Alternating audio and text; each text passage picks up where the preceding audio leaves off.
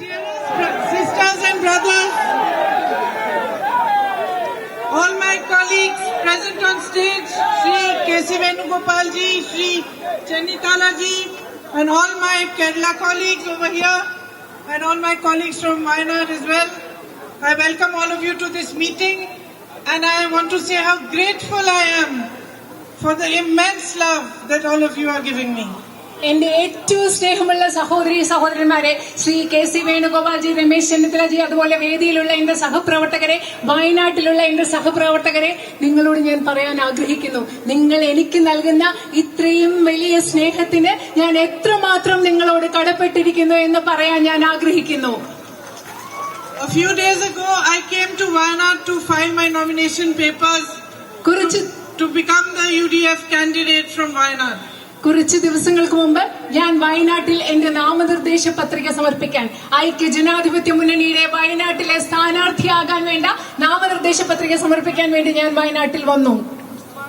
I was arriving in my hotel at around 8 o'clock at night when on this road I saw 3 or 4 people standing, so I stopped and started speaking to them.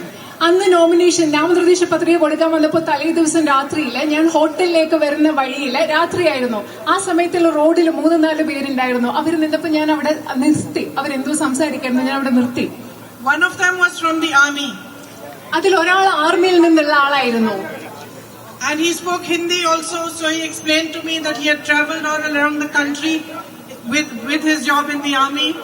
അദ്ദേഹത്തിന് ഹിന്ദി സംസാരിക്കാൻ അറിയാവുന്ന ഒരാളുണ്ടായിരുന്നു. അദ്ദേഹം എന്നോട് പറയായിരുന്നു, ആർമിയിലായിരുന്ന സമയത്ത് അദ്ദേഹം രാജ്യം മുഴുവൻ സഞ്ചരിച്ച കാര്യം എന്നോട് പറയുകയായിരുന്നു. And he said that my mother wants to meet you. അദ്ദേഹം എന്നോട് പറഞ്ഞു, എന്റെ അമ്മയ്ക്ക് എന്നെ കാണണം എന്ന് അദ്ദേഹം എന്നോട് പറഞ്ഞു. But he said she couldn't walk up to here because she has a problem with her leg. പക്ഷെ അദ്ദേഹം പറഞ്ഞു, റോഡിൽ വരെ പ്രിയങ്കജിയെ കാണാൻ വേണ്ടിയിട്ട് റോഡിൽ വരെ വരാൻ അമ്മയ്ക്ക് പറ്റില്ല, കാരണം അമ്മയുടെ കാലിൽ എന്തോ പ്രശ്നമുണ്ടായിരുന്നു, നടക്കാൻ പറ്റില്ല.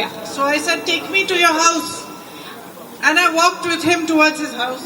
അപ്പൊ ഞാൻ അദ്ദേഹത്തോട് പറഞ്ഞു, അപ്പൊ ശരി, എന്നാ ഞാൻ നിങ്ങളുടെ വീട്ടിലേക്ക് വരാം, എന്നെ നിങ്ങളുടെ വീട്ടിലേക്ക് കൊണ്ടുപോകും. ഞാൻ അദ്ദേഹത്തിന്റെ കൂടെ അവരുടെ വീട്ടിലേക്ക് നടന്നുപോയി. When I reached his house, it was already dark. And in the veranda of his house, I saw his mother. She was wearing a white long dress. She was waiting. And when she saw me, she had never seen me before. But when she saw me, she hugged me and held me as if I was her child. അത് മാത്രമല്ല, ഞാൻ ആ വീട്ടിലേക്ക് നടന്നു പോയപ്പോ രാത്രിയായിരുന്നു. ആ സമയത്ത് വരാന്തയില് ഞാൻ അദ്ദേഹത്തിന്റെ അമ്മയെ കണ്ടു. വെള്ള ഡ്രസ് ഇട്ടിരിക്കുന്ന അമ്മയായിരുന്നു. ആ അമ്മ എന്നെ ആദ്യമായിട്ട് കാണുകയാണ്. മുമ്പ് അമ്മ എന്നെ കണ്ടിട്ടേ ഇല്ല.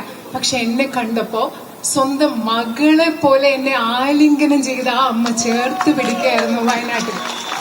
And I can truthfully tell you, I did not feel any difference in the way she held me and the way my mother holds me. ഞാൻ നിങ്ങളോട് സത്യസന്ധമായിട്ട് പറയട്ടെ, ആ അമ്മ എങ്ങനെ എന്നെ ആലിംഗനം ചെയ്ത് ചേർത്ത് പിടിച്ചപ്പോ എന്റെ അമ്മ എന്നെ ആലിംഗനം ചെയ്യുന്നതും ആ അമ്മ എന്നെ ആലിംഗനം ചെയ്തതും തമ്മിൽ ഒരു വ്യത്യാസവും എനിക്ക് തോന്നിയില്ല എന്ന് ഞാൻ നിങ്ങളോട് പറയുകയാണ്. She held my hand and took me in her home. She made me sit down and she put her rosary in my hand. അത് മാത്രമല്ല, ആ അമ്മ എന്റെ കയ്യിൽ പിടിച്ചു എന്നെ വീട്ടിൽ കൊണ്ടുപോയി അവിടെ ഇരുത്തി. അത് മാത്രമല്ല, ആ അമ്മയുടെ കയ്യിലുണ്ടായിരുന്ന കൊന്ത എന്റെ കയ്യിൽ വെച്ച് തന്നു. Her name is Frisia, and she told me, this rosary you give to your mother. അത് മാത്രമല്ല, ആ അമ്മയുടെ പേരെന്തായിരുന്നു അറിയോ? ഫ്രീസിയ. എന്റെ കയ്യിൽ കൊന്ത വെച്ച് തന്നിട്ട് ആ അമ്മ എന്നോട് പറഞ്ഞു, ഈ റോസറി, ഈ കൊന്ത കൊണ്ടുപോയി നിങ്ങളുടെ അമ്മയ്ക്ക് കൊടുക്കണം, അതായത് സോണിയ മാമിന് കൊടുക്കണം എന്നാണ് ആ അമ്മ എന്നോട് പറഞ്ഞത്. I felt like I have not even stepped into Wayanad and I already have a mother here. അത് മാത്രമല്ല, എനിക്ക് എന്താ തോന്നിയെന്നറിയോ? ഞാൻ വയനാട്ടിലോടൊന്ന് കാലെടുത്ത് വെച്ചതേ ഉള്ളൂ, അപ്പോഴേ എനിക്ക് ഇവിടെ ഒരു അമ്മയെ കിട്ടിയെന്നാണ് അന്നത്തെ ദിവസം എനിക്ക് തോന്നിയത്. That is how you made me feel. നിങ്ങൾ the first moment that I stepped onto your soil. നിങ്ങളുടെ ഈ മണ്ണിൽ, വയനാടിന്റെ മണ്ണിൽ ആദ്യത്തെ പ്രാവശ്യം കാലെടുത്ത് വെച്ചപ്പോ വയനാട്ടുകാരായ നിങ്ങൾ എന്നെ അങ്ങനെയാണ് എനിക്ക് തോന്നിപ്പിച്ചത്. എനിക്കൊരു അമ്മയെ തന്നതുപോലെയാണ് നിങ്ങൾ എന്നെ തോന്നിപ്പിച്ചത്. When I was sitting next to Frisia and she handed me the rosary, it reminded me immediately of when I was 19 years old. ഞാന് ഫ്രേസിയ എന്ന് പറയുന്ന അമ്മയുടെ അടുത്തിരുന്നപ്പോ ആ അമ്മ എന്റെ കയ്യിൽ കൊന്ത തന്നപ്പോഴൊക്കെ ഞാൻ 19 വയസ്സുണ്ടായിരുന്ന ആ സമയത്തെ കുറിച്ചാണ് ഞാൻ ആലോചിച്ചത്. My father had just died And maybe 6 or 7 months later, Mother Teresa had come to my house to meet my mother. എന്റെ അച്ഛൻ മരിച്ച സമയമായിരുന്നു. ആ സമയം ഒരു 5-6 മാസം കഴിഞ്ഞ ശേഷം ഒരു പ്രാവശ്യം മദർ തെരേസ എന്റെ വീട്ടിൽ എന്റെ അമ്മയെ കാണാൻ വന്ന സമയമായിരുന്നു. I had fever, so I was lying down in my bed. I didn't go out of the room. ആ സമയത്ത് എനിക്ക് പനി പിടിച്ചിരിക്കുകയായിരുന്നു. അതുകൊണ്ട് ഞാൻ മദർ തെരേസ വന്നപ്പോൾ ഞാൻ കാണാൻ പോയില്ല. ഞാൻ എന്റെ റൂമിൽ തന്നെ ബെഡിൽ കിടക്കുകയായിരുന്നു. But she asked to see me, and she came into my room and she sat by my bedside and she put her hand on my head. പക്ഷെ മദർ തെരേസ എനിക്ക് പോയി കാണാൻ പറ്റിയില്ല. പക്ഷെ എന്നെ കാണണമെന്ന് പറഞ്ഞ് ആ റൂമിൽ വന്നു. ഞാൻ കിടക്കായിരുന്നു. അമ്മ എന്റെ തലയിൽ ഇങ്ങനെ കൈവച്ചു. And just like Frezia, she took my hand and she put her rosary in my hand.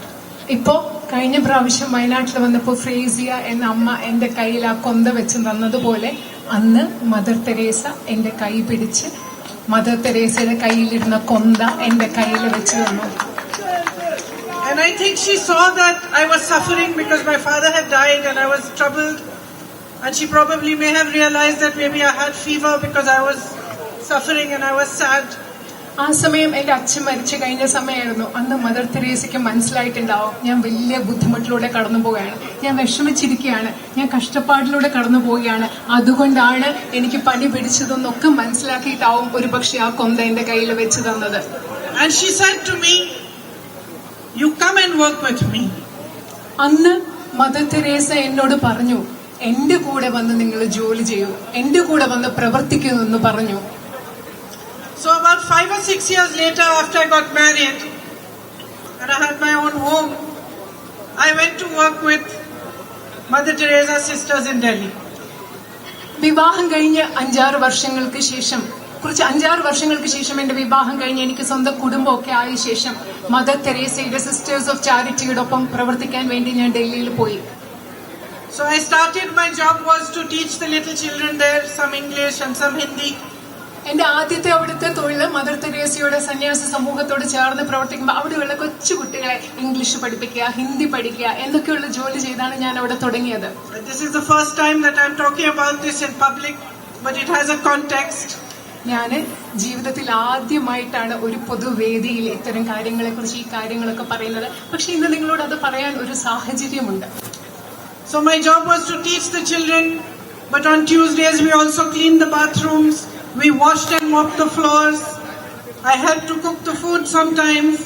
Sometimes we taught them how to paint. Sometimes we took them for outings.